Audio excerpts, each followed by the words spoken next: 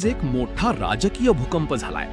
15 वर्षे सत्तेत असलेल्या ममता बॅनर्जींचा गड कोसळला आणि पहिल्यांदाच पश्चिम बंगालमध्ये भाजप सत्ता मिळवण्याच्या उंबरठ्यावर आहे.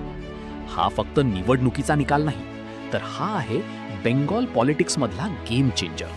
मग प्रश्न असा, इतकी मजबूत असलेली तृणमूल काँग्रेस अचानक कशी हरली आणि भाजपने असा काय मास्टर स्ट्रोक खेळला? चला, या निकालामागची 5 मोठी कारणं समजून घेऊया. पहिलं कारण, अँटी इन्कम्बन्सी म्हणजेच सत्तेविरोधातील नाराजी. 15 वर्ष एकाच पक्षाची सत्ता. लोकांमध्ये हळूहळू नाराजी वाढत गेली. लोकांना बदल हवा होता आणि हाच बदल भाजपने कॅश केला. दुसरं कारण, भाजपची मजबूत ग्राउंड स्ट्रॅटेजी.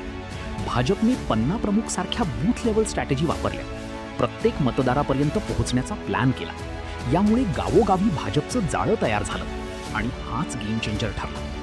तिसरं कारण, महिला आणि सुरक्षा मुद्दा. महिलांच्या सुरक्षेचे मुद्दे जोरात उचलले गेले. संदेशखाली आणि इतर घटनांवरून सरकारवर टीका झाली. भाजपने महिलांमध्ये विश्वास निर्माण केला आणि हा मोठा वोट बँक शिफ्ट झाला. चौथं कारण, वोट कन्सॉलिडेशन. हिंदू, आदिवासी आणि इतर मतदारांचं एकत्रीकरण हे भाजपने व्यवस्थित केलं. यामुळे पारंपरिक टीएमसी मजबूत भागातही भाजप घुसला. पाचवं आणि सर्वात महत्त्वाचं कारण, ममता बॅनर्जींचं बदललेलं नेतृत्व. सुरुवातीला जनतेची नेता असलेली इमेज हळूहळू दूर होत गेली. लोकांना वाटायला लागलं की सरकार लोकांपासून दूर जात आहे आणि हाच डिस्कनेक्ट भाजपच्या फायद्यात गेला.